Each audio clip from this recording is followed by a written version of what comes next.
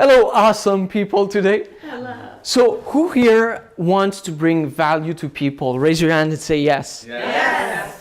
Who here has dreamt about changing the world before? Raise your hand and say yes. Yes. So, we have something for you, and by the end of this, you will know how to change the world. So, let me tell you a bit about my personal story before we get there. So, I am the creator of the money multiplier formula. And how I got to there is because I was a firefighter. I started in 2009, and from then I decided that I would invest my money so that I could produce more and use this goal to make a change. What I did was research a little bit, and I wanted to invest in renewable energies because the environment has always been my focus number one. So I went to the bank and said, Mr. Banker, do you have a suggestion for me because I would like to invest in renewable energies? He said, that's a very dumb idea. You will lose all your money. We don't have a fund for that. We tried before, the returns were not good, and people have lost their money. But we do have a very good portfolio account where there is energies in it. There is 60% stocks and 40% more secured money.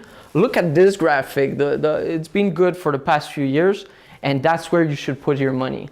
And unfortunately, I followed this advice.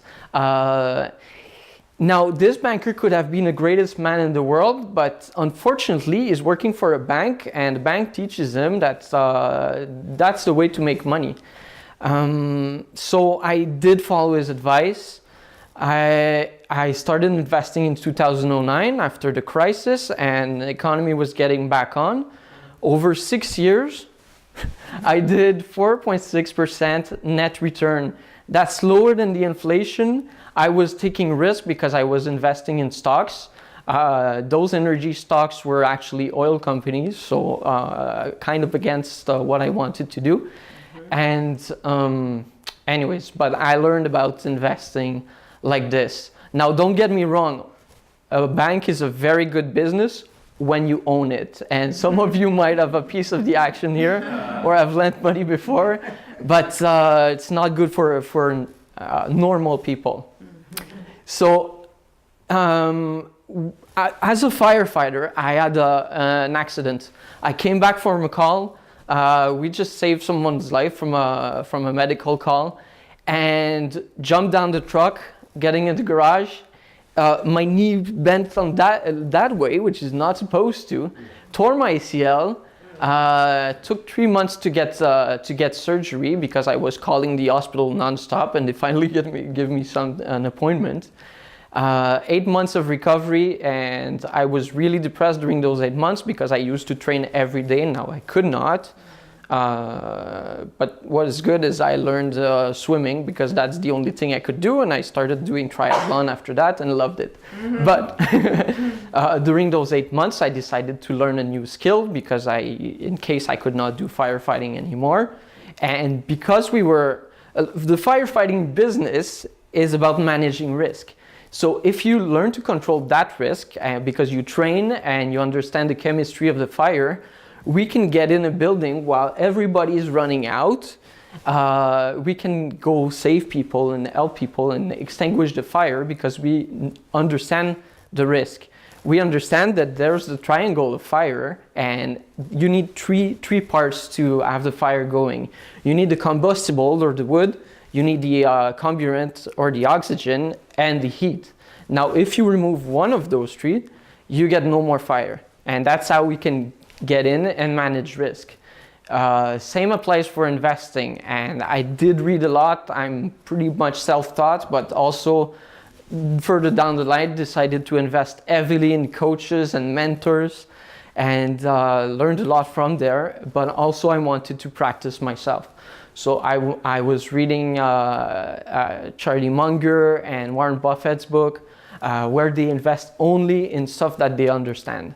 So I did a lot of research, called my bank. I remember that day. It was the day after the election of Trump. I was at the law school at U Ottawa, ready to get into an exam. And what I did like 2 weeks after is quit law school because that was very boring to me. So I say I want to invest my whole portfolio into Tesla, that I wish, like I had read a bit about that guy called Elon Musk a few years earlier when I wanted to invest in renewable energies, and I would be very rich today. But listen to my banker. So I say I want to put half the portfolio in Tesla and the other half in Shopify because I was just doing an e-commerce and believed that this is the future.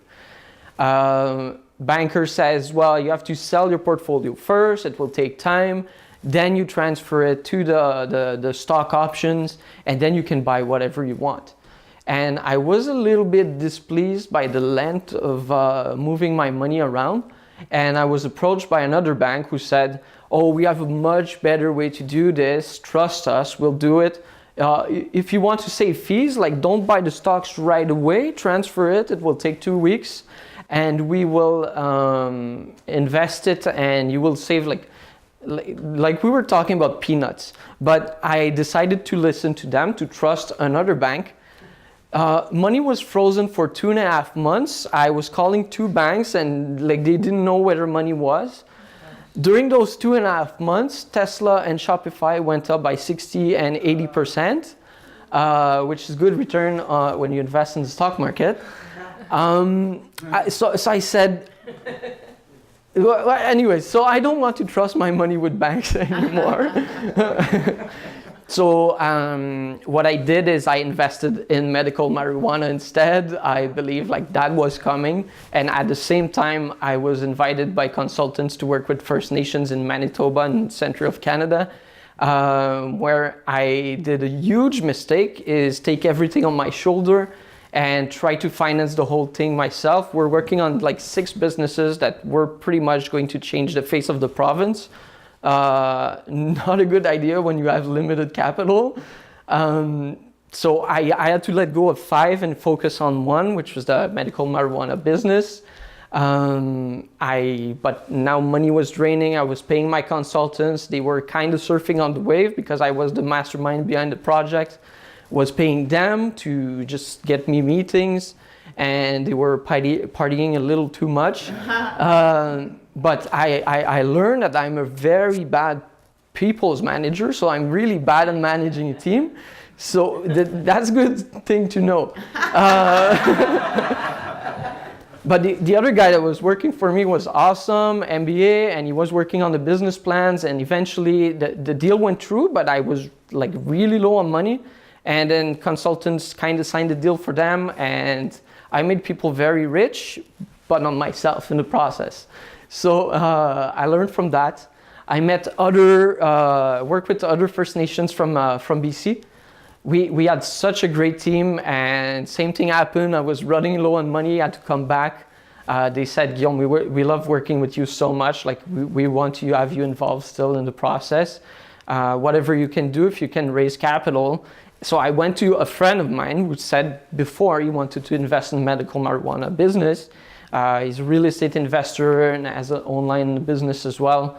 And I told them, okay, now they want to give 20% of the company for $400,000, because I know how it is to run a company and a startup. You're always looking for money, and like that's really stressful, and you're always scratching everywhere to get the money.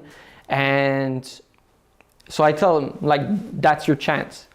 And he decided to hold and do nothing over the next 2.5 months. So within 6 months from day one, 6 months after, an offer for $60 million for the project. And in 2.5 months, he would have converted his $400,000 into $12 million. But decided to do nothing. That's his choice. He might be a little mad today, but I told him, like, it's just money. Like, money is easy. We'll make it again. And funny thing is, Kyle, one of the First Nations there, so we turned his land, like the land of his dad, 20 acres of land, a mobile home on it. Poor family. They live on government grants. Like it's not some First Nations live like third world countries. They have the chance that they really live in a nice place in the Okanagan Valley, but they don't have much money. And now that deal created wealth for generations to come, and the whole the whole band will succeed from that. Now Kyle calls me last week because like the universe. Okay, so 1 month ago, I tell the universe openly that I want to raise $100 billion to change the world. Actually, 1 month ago, I said $100 million, and things accelerated so fast. Once you say it out loud and you say it with certainty, things start coming to you, and everybody wants to get involved. The masterminds want to help you, and like Ted is freaking genius, and everybody wants to help. And within like one morning, I had two offers, and it's like, oh, funny thing, you want $100 million because my friend just sold their business for $100 million, and she's looking for exactly what you're proposing. So, okay. And then I have a phone call, a guy who's like, that I met in a seminar the week before. I want to own 5,000 doors in real estate, and I want 1 million square foot in commercial, and I want you to be my partner. Okay. So the universe keeps on giving, and that makes your dreams come true. Now, same thing as a business. What I understood is you need a great project that brings so much value to people in the environment. It's like the universe or God or faith, whatever you call it, is behind that project to make it happen. You have a great team of people. People that can manage other people, unlike me, that are behind the project, and they have all the setups required to make it happen. And then you need the money on the right time. When I ran out of money, lost the project. But if you bring it at the right time, and people like you can be part of this, it's amazing what we can do. We can add so much value because we make money flow. And let me see in my pockets. So story, a mentor of mine was saying, and that's a $20 bill, but $100 story. So he goes to a small city in center of the US, and the economy is not doing too well. Goes to the hotel or motel, says to the man at the desk, I am going to leave this here on the counter, and I'm going to visit the rooms. I want to see how it looks, and that's my deposit. I know there's only one left. I'd like to go see it. So man says okay. So when he goes visit the room, leaves the money there, the man takes the $100 bill, goes to the bar, tells the barman, hey, Mr. Barman, here's the $100 I owed you for the booze I got last month. And the barman says, oh, thank you. Goes to the server and says, here's your salary that I could not pay you last month. Here's the $100. And she goes to the man at the bar and says, Mr. Butcher, here's the money I owed you for the meat I bought last week. Butcher goes to the lady playing pool, and he says, here, Mrs. Hairdresser, like that's the money I owed you for cutting the hair of my family. And she takes the money, walks across the street, goes to the hotel, puts it on the counter. Here, honey, that's the money I owed you for the dress you bought for me. So that's how you multiply money. You have it moving around. If I keep it in my pocket, it's worth $100 and it's sleeping. Now, if you move it around, you get the economy rolling. And that's what we're doing with the startups we're investing in. They create so much value, so much jobs, they get the economy rolling in places that are slow or are not, there's nothing happening. And we create value from that. Same thing with real estate. We can build a building when there's nothing there, and we can create so much value. And maybe your thing is buying a Lamborghini, but remember, it's okay to buy a Lamborghini because like when you're buying it, there's a salesman behind it, and he's going to give food to his family, and it gets the economy rolling. So the important thing is to make money rolling. So I will give that today to buy a CD, and so there we go. Let's get it rolling.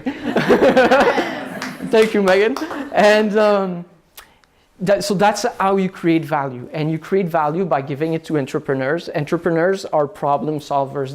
They see a problem, and instead of thinking like normal people, they act on finding a solution for that problem, and that's how you build a business behind it. So that's where we want to move money, to entrepreneurs, and we want to make it easy for them, because getting money is easy. All of you are extremely rich and you know how easy it is to make money, but let's put it to good use and let's have the economy rolling. You'll get a huge return on your investment. The universe is behind you, so it's going to succeed. The risk is minimal, and you will know that you will be part of this mastermind of people that changes the world. So you're all awesome. Don't decide to do nothing. You can, if you want, go buy that next Lamborghini and that Ford private jet, but maybe you want something more. Maybe you want to be a part of this. Maybe you want to be a part of this group and know that your life has been useful and you've been part of this changing the world. So we bring so much value to people and the environment, and I want you all to be part of this. Thank you.